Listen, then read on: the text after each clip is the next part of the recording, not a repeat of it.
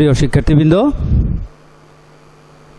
মহামারীর এই দুর্যোগের বৈশ্বিক দুর্যোগের অবরুদ্ধতায় আশা করছি তোমরা ভালো আছো, সুস্থ আছো। আমি মোহাম্মদ বেলাল হোসেন, সহকারী শিক্ষক, Sakhipur PM pilot model government school and college. আজকে আমি বাংলা ব্যাকরণের একটি গুরুত্বপূর্ণ অধ্যায় নিয়ে তোমাদের সাথে আলোচনা করব। আমরা সেই দিকে অগ্রসর হচ্ছি। তোমরা প্রিয় শিক্ষার্থীবৃন্দ, তোমরা মাল্টিমিডিয়া স্লাইডের দিকে একটু লক্ষ্য রাখবে।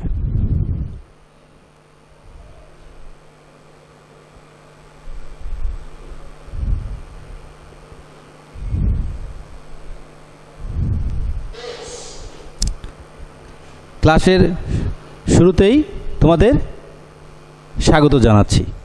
তোমরা স্ক্রিনের দিকে লক্ষ্য রাখবে। সকলকে স্বাগত জানাচ্ছি আজকের এই মাল্টিমিডিয়া ক্লাসে।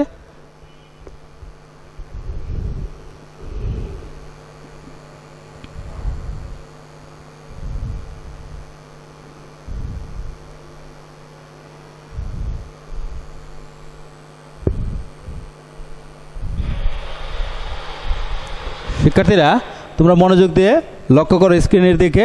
আমি কিছু শব্দ অর্থ দিয়ে আজকের এই ক্লাসের সূচনা করতে যাচ্ছি। প্রথম শব্দটা আসছে আপন। প্রথম শব্দটা হচ্ছে আপন। এটার অর্থ হচ্ছে দোকান।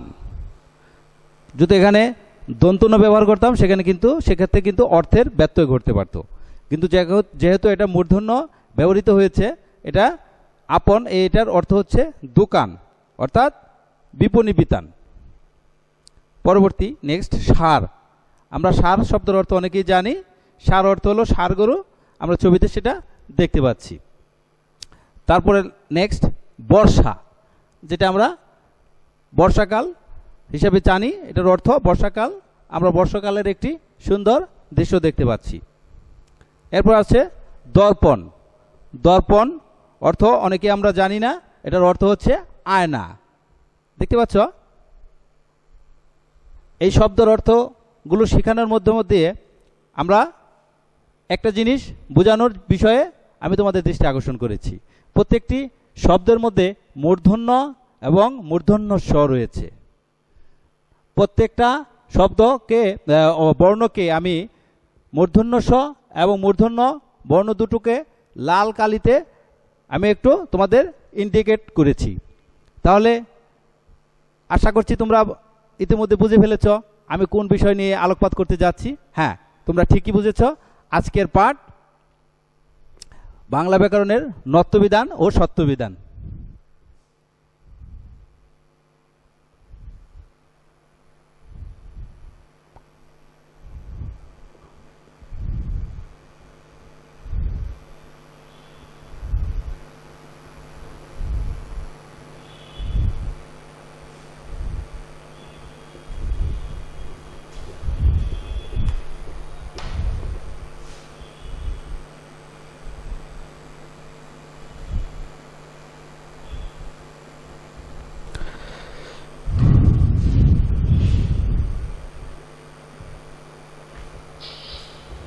তাহলে আমাদের আজকের পাঠ স্ক্রিনেও দেখতে পাচ্ছি, নত্যবিধান ও সত্যবিধান। আমরা ব্যাকরণের মধ্যে এই গুরুত্বপূর্ণ অধ্যায়টি পেয়ে থাকি। আমাদের যখন লিখিত অংশে আমরা পরীক্ষা দেই, তখন অনেক সময় আমাদের বানান রীতিতে আমাদের বিভ্রাট সৃষ্টি হয়। সেখানে মূর্ধন্য স্থলে দন্তন্য বসিয়ে ফেলি, অথবা মূর্ধন্য স্বর স্থলে দন্তস্ব বসিয়ে ফেলি। এই যে বানান বিভ্রাট, এই বানান বিভ্রাট দূর করার জন্যই বাংলা ব্যাকরণের এই অধ্যায়টি প্রণীত করা হয়েছে। তো আমরা সেই বিষয়টির দিকে অগ্রসর হই। নেক্সট বাটনে আমরা দেখি কি আছে।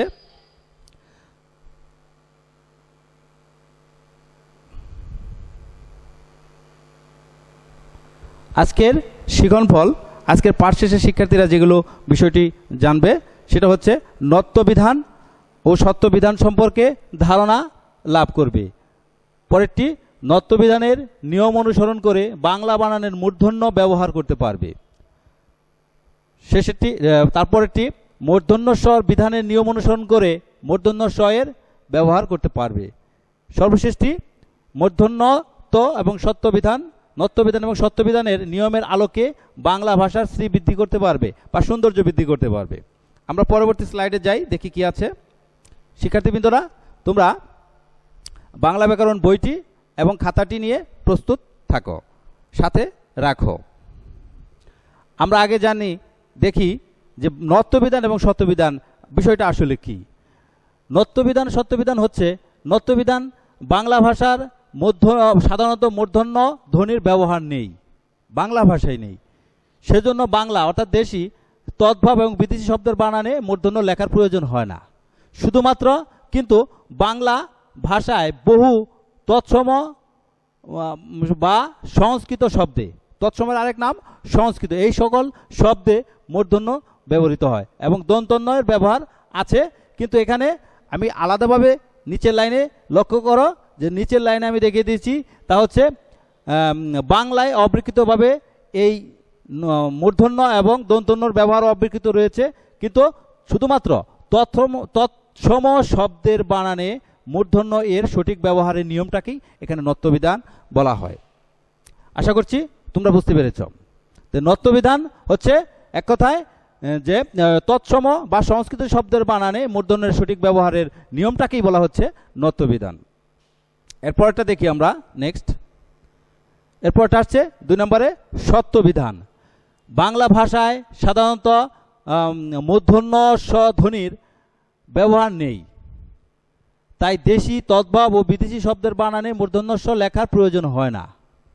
কেবল কিছু তৎসম শব্দে মূর্ধন্য স এর প্রয়োগ রয়েছে। শুধুমাত্র লক্ষ্য করো, শুধুমাত্র ওই যে তৎসম শব্দের মধ্যে এটা প্রয়োগ রয়েছে। যেসব তৎসম শব্দে মূর্ধন্য স রয়েছে তা বাংলায় অবিকৃত আছে, মানে যেভাবে আছে সেভাবে সংরক্ষিত রয়েছে। তৎসম শব্দের বানানে মূর্ধন্য স ব্যবহারের নিয়মকেই সত্যবিধান বলা হয়ে থাকে। আশা করি তোমরা এটুকুর অংশ বুঝতে পেরেছ। পরবর্তী অংশে দেখি আমরা। এবার আসি নত্যবিধানের কিছু নিয়ম, যে নিয়মগুলো অনুসরণ করে আমরা সহজেই আমাদের বানান ভীতি দূর করতে পারি। 1 নম্বর নিয়মটা ফলো করো। ট বর্গীয় ধ্বনির আগে তৎসম শব্দের সব সময় মূর্ধন্য স হয়। কি বলা হয়েছে? ট বর্গীয় ধ্বনি। আমরা জানি বাংলা ব্যাকরণে ক থেকে ম পর্যন্ত 25টি বর্ণকে 5টি বর্গে বিভক্ত করা হয়েছে এবং প্রত্যেকটি বর্গে 5টি করে বর্ণ রয়েছে বা ধ্বনি রয়েছে। সেখানে একটি বর্গের নাম হচ্ছে ট বর্গীয় ধ্বনি। এই ট বর্গীয় ধ্বনির ভিতরে আমরা 5টি বর্ণ পেয়ে থাকি। এই 5টি বর্ণের ভিতরে যেটাই থাকতে পারে, যে কোনোটাই থাকতে পারে। এর ভিতরে আমরা যদি দেখি যে ট বর্গীয় ধ্বনির আগে তৎসম শব্দে, মনে রাখতে হবে তৎসম শব্দে বা সংস্কৃত শব্দে সবসময় মূর্ধন্য ব্যবহৃত হয়। তাহলে এখানে উদাহরণ দেখো, খেয়াল করো, ঘন্টা। তাহলে এখানে টর পূর্বেই মূর্ধন্যটা সংযোজিত হয়েছে, তাহলে আমরা এখানে ট বর্গীয় বর্ণটা পেয়ে যাচ্ছি। ঠ দিয়ে লুণ্ঠন, লুণ্ঠন, তাহলে লুণ্ঠন শব্দটি মধ্যেও এখানে মূর্ধন্য ব্যবহৃত হয়েছে। এরপরে কাণ্ড, ড এর মধ্যে মূর্ধন্য ব্যবহৃত সংযুক্ত হয়ে কাণ্ড শব্দটি গঠিত হয়েছে। তাহলে এখানে 3টা উদাহরণের মধ্যে আমরা লক্ষ্য করছি যে এখানে ট বর্গীয় ধ্বনি রয়েছে। আশা করছি এই নিয়মটা তোমরা বুঝতে পেরেছ। নেক্সট 2 নম্বর নিয়ম। রি অন্তস্তর মূর্ধন্য স এর পরে মূর্ধন্য ন হয়। যেমন ঋণ, এই ঋণ এখানে মূর্ধন্য ব্যবহৃত হয়েছে। ওই নিয়মের ভিতরেই এসেই উদাহরণটা এখানে এসে যুক্ত হয়েছে। তারপরে বলছে র, এই তৃণ, এই রি ফলার মধ্যে অন্তস্তর পরে কি আসছে, এখানে মূর্ধন্য ব্যবহৃত হয়েছে। তারপরে বর্ণ, ওই যে উপরে রেপ, সেটার মধ্যেও আমরা মূর্ধন্যর ব্যবহার লক্ষ্য করছি। বর্ণনা ঠিক একই সেম বিষয়। কারণ অন্তস্তরের পরে কি হবে? মূর্ধন্য হবে, কারণ বানানে, এজন্যই আমরা মূর্ধন্য হয়েছে আমরা দেখতে পাচ্ছি। মরণ একই, ব্যাকরণ শব্দটাও ঠিক একই নিয়মের অধীন। ব্যাকরণ রয়ের পরে, অন্তস্থ রয়ের পরে মূর্ধন্য সংযুক্ত হয়েছে।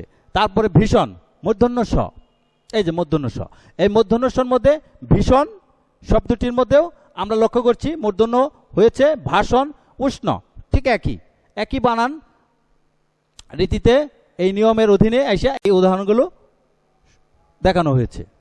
3 নম্বর নিয়ম। 3 নম্বর নিয়মটা দেখো, প্র, এগুলো কি এক ধরনের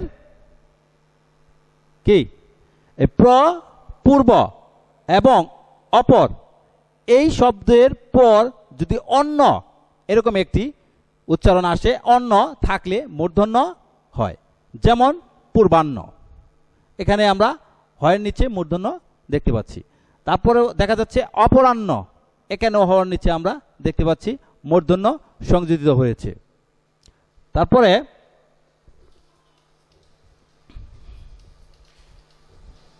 তারপরে সায়াহ্ন, এটার মধ্যে আমরা দেখতে পাচ্ছি সায়াহ্ন মানে কি, সাঁঝবেলা, অপরাহ্ন বিকেলবেলা, তারপরে পূর্বাহ্ন অন্যের পূর্ব ভাগ। তারপরে 4 নম্বরের অংশের মধ্যে আমরা তোমরা লক্ষ্য করো শিক্ষার্থী, পর, পার, চান্দ্র, উত্তর, নার, এসবের মধ্যে যদি অয়ন থাকে তাহলে সেটা কি হয়ে যায়, মূর্ধন্য হয়ে যায়। যেমন পরায়ণ, এখানে আমরা কি প্রত্যয় দেখতে পাচ্ছি, আয়ন। নারায়ণ, উত্তরায়ণ, চান্দ্রায়ণ, চান্দ্রায়ণ বানার একটু স্পেসটা সমস্যা হয়েছে, চান্দ্রায়ণ সংযুক্ত অক্ষর হবে। তারপরে 5 নম্বর নিয়মটা ফলো করো, সেখানে প্র, পরি ইত্যাদির পর নি উপসর্গের দন্তন্য কি হয়, মূর্ধন্যতে পরিণত হয়ে যায়। যেমন প্রণিপাত, প্রণিধান, প্রণিপাত, প্রণিধান ইত্যাদি। নিয়মগুলো শিক্ষার্থীবৃন্দ একটু গভীর মনোযোগ দিয়ে লক্ষ্য করো, তাহলে সহজেই তোমরা আয়ত্ত করতে পারবে, অনুধাবন করতে পারবে। আমরা এর পরবর্তী নিয়মগুলো দেখি, এরপরে কি পরবর্তী স্লাইডে কি রয়েছে। এরপরেরটা আমরা সত্যবিধানের কিছু নিয়ম দিয়েছি, তোমরা লক্ষ্য করো। 1 নম্বরের নিয়মের মধ্যে আছে অ আ ভিন্ন অন্য স্বরধ্বনি, অর্থাৎ এ দুটো বাদ ব্যতিরেকে অন্য যে কোনো স্বরধ্বনি আসতে পারে, এবং ক ও র এর পরে প্রত্যয়ের দন্তস্ব মূর্ধন্য স পরিণত হয়ে যায়। হ্যাঁ, যেমন ভবিষ্যৎ, এখানে ভবিষ্যতের মধ্যে খেয়াল রাখো, ভ এর পরে একটা অ এর মতো ধ্বনি উচ্চারণ হয়, তারপরে ব এর পরেই রস্যির উচ্চারণটা এখানে এসে গেছে। এখানে ব এর পরে ই এর ব্যবধান, এখানে ই এর একটা আমরা লক্ষ্য করছি, ই এর একটা উচ্চারণ এখানে যুক্ত হয়েছে এরকম, তাহলে ও আর ভিন্ন আমরা এখানে রস্যই পেলাম। এরপরে ঠিক একই নিয়মের মধ্যে মুমূর্ষু, মুমূর্ষু এখানে একটা উ উচ্চারণ রয়েছে।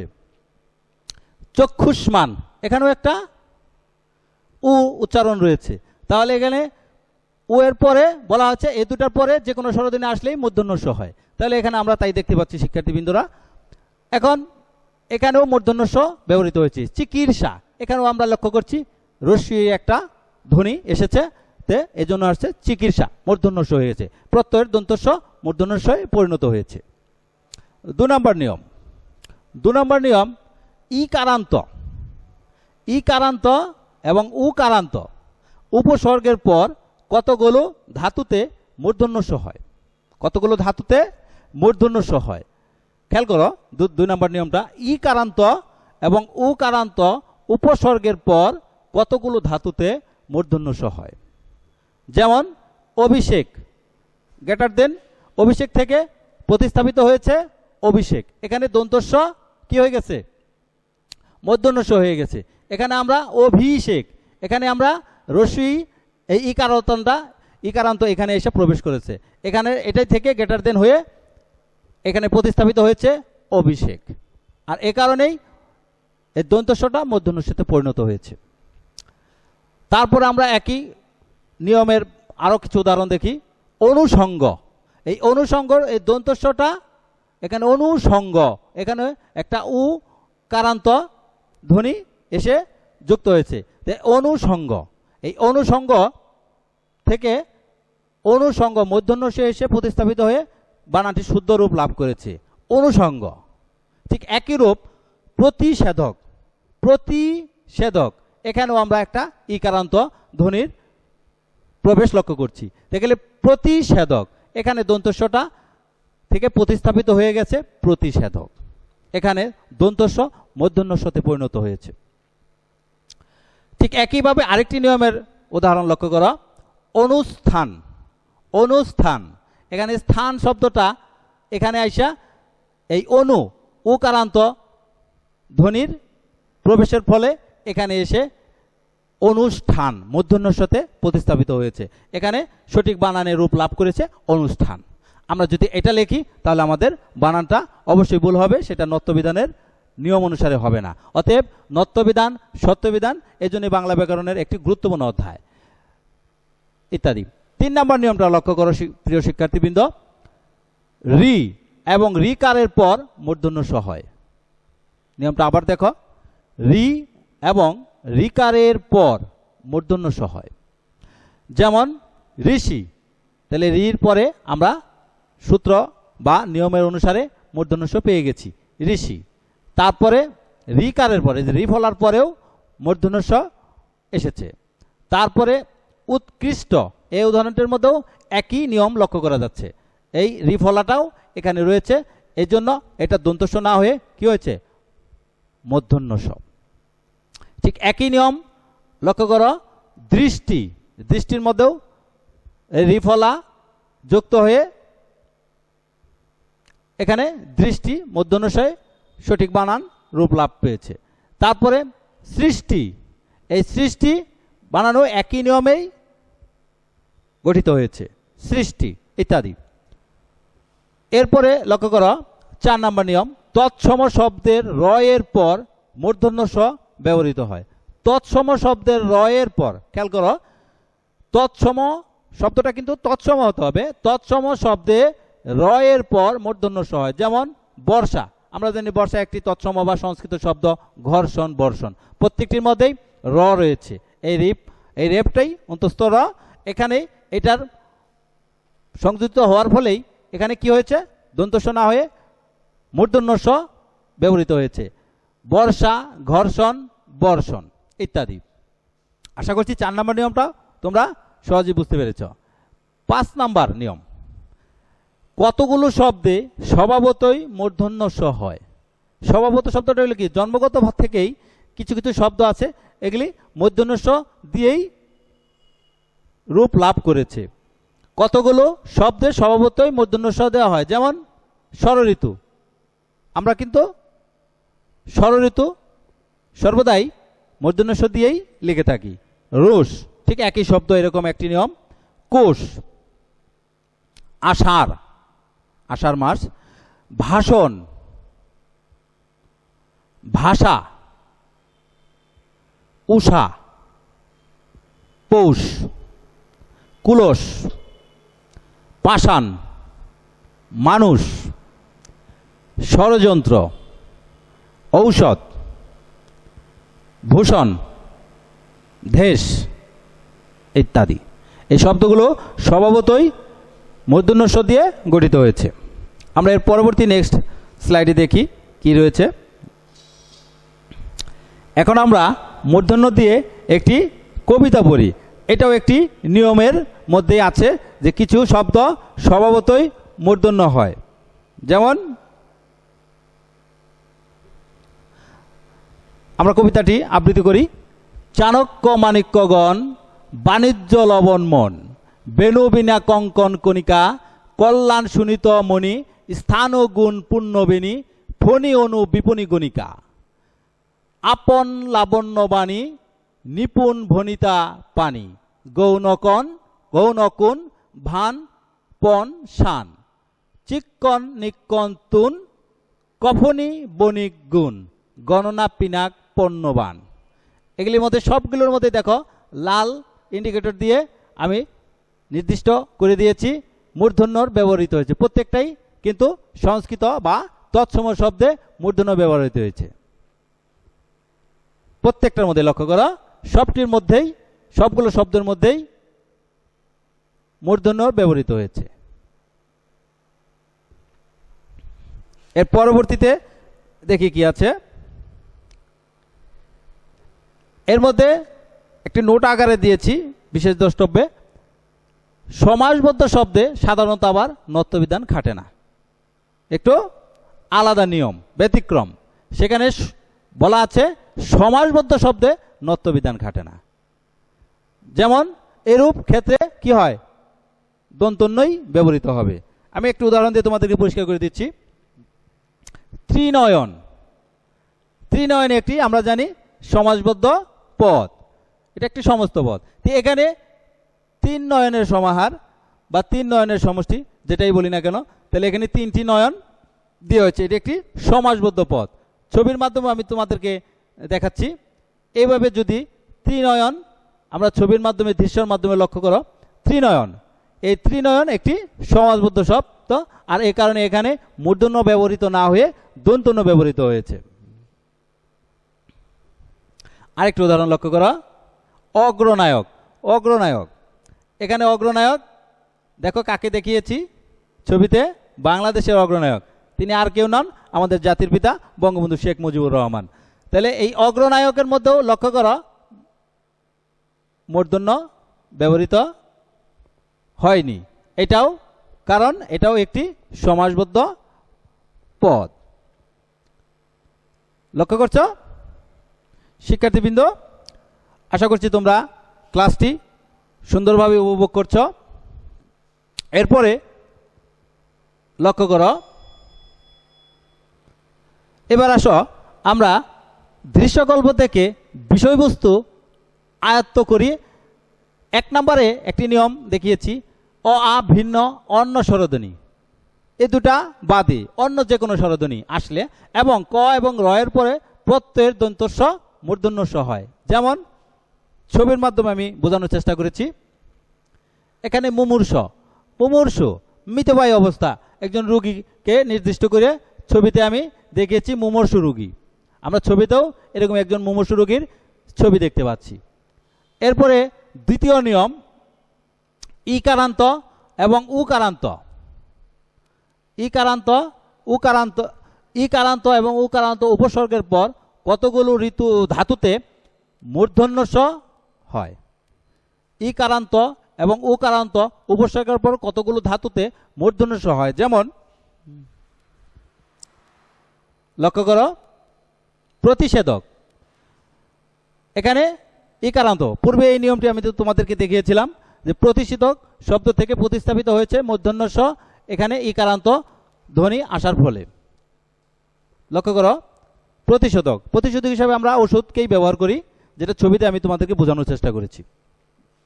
এরপরে প্রতিস্থান, এখানেও ইকারান্ত রয়েছে, আর এ কারণেই প্রতিস্থাপিত হয়েছে প্রতিষ্ঠান। প্রতিষ্ঠানের ছবি দেখতে পাচ্ছ তোমরা।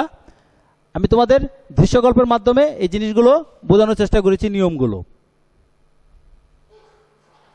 তো দেখো, এরপরে লক্ষ্য করো, একটা নোট দিয়েছি, আরবি, ফার্সি, ইংরেজি ইত্যাদি যে কোনো বিদেশি ভাষা থেকেই আগত শব্দে সাধারণত মূর্ধন্য স ব্যবহৃত হয় না, সেখানে দন্তস্বই বেশিরভাগ ক্ষেত্রে ব্যবহৃত হয়ে থাকে। যেমন ফটোস্ট্যাট আমি একটি উদাহরণ দিয়েছি, এখানে দেখো মূর্ধন্য স ব্যবহৃত হয়নি, এখানে দন্তন্য স ব্যবহৃত হয়েছে। ফটোস্ট্যাট। আরেকটি নিয়ম দেখো, নোট দিয়েছি নোট আকারে, এগুলি মনে রাখতে হবে, এগুলি তোমরা খাতায় লিখে রাখো। সংস্কৃত 7 প্রত্যয়যুক্ত পদেও মূর্ধন্য স হয় না। যেমন 7 প্রত্যয়যুক্ত, লক্ষ্য করো ছবির মাধ্যমে আমি বোঝানোর চেষ্টা করেছি। অগ্নিস্বাত অর্থাৎ আগুনে পুড়ে ছারখার, এখানে ছবি দিয়েও আমি তোমাদেরকে বোঝানোর চেষ্টা করেছি। অগ্নিস্বাত, এখানেও আমরা লক্ষ্য করছো তোমরা শিক্ষার্থীবৃন্দ, এখানে মূর্ধন্য স ব্যবহৃত হয়নি, এখানে দন্তস্বর ব্যবহৃত হয়েছে। এরপরটা দেখো, ভূমিস্বাত। ভূমিস্বাত অর্থাৎ ভূমিধস, ভূমিক্ষয়, এই ভূমিস্বাতের মধ্যেও আমরা লক্ষ্য করব তোমরা যে ভূমির সাথেও এখানে দন্তস্বই ব্যবহৃত হয়েছে, কারণ এটা হলো 7 প্রত্যয় গঠিত শব্দ। এখানেও লক্ষ্য করো, ভূমিক্ষয়, ভূমিক্ষয় মানে ভূমিধস, ছবিতে আমরা দেখতে পাচ্ছি ভূমিক্ষয়ের একটি দৃশ্য। তাহলে এই দুটি নিয়ম আলাদাভাবে তোমরা মনে রাখবে। একটি কি, 7 প্রত্যয় যুক্ত পদে মূর্ধন্য স ব্যবহৃত হয় না, এগুলা মনে রাখবে, নোট আকারে রাখবে। আর সমাসবদ্ধ পদেও এটা ঘটে না। এবার আমরা ক্লাসের একদম শেষ পর্যায়ে এসে গেছি। প্রিয় শিক্ষার্থী বন্ধুরা, তোমরা বাড়ির কাজটা ঝটপট খাতায় তুলে নাও। স্বাভাবিক ক্লাস শুরু হয়ে গেলে তোমরা ধারাবাহিক মূল্যায়নের অংশ হিসাবে এই বাড়ির কাজ মূল্যায়িত হবে। তোমরা অবশ্যই বাড়ির কাজ কমপ্লিট করে শ্রেণী শিক্ষকের কাছে পরবর্তীতে জমা দেবে। তোমরা বাড়ির কাজটি লিখে নাও।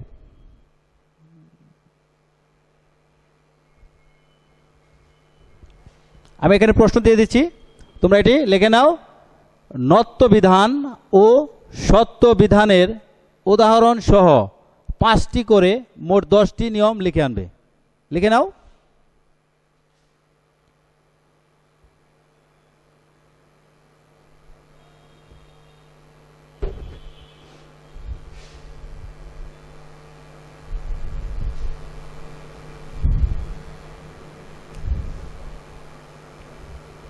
হ্যাঁ,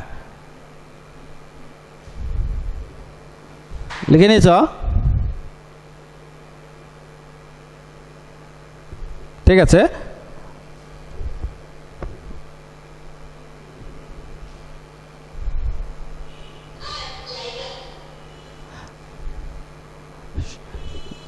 সবাইকে ধন্যবাদ দিয়ে আজকের ক্লাস শেষ করছি। প্রিয় শিক্ষার্থীবৃন্দরা, তোমরা এই বৈশ্বিক দুর্যোগের মধ্যে অবশ্যই তোমরা ঘরে থাকবে, সুস্থ থাকবে এবং টিচারদের গাইডলাইন ফলো করবে এবং টিচারদের যে কাজগুলো দিচ্ছেন, টিচিং দিচ্ছেন, সেগুলো সুন্দরভাবে তোমরা দেখবে এবং নিরাপদে থাকবে, ঘরে থাকবে। সকলকে ধন্যবাদ।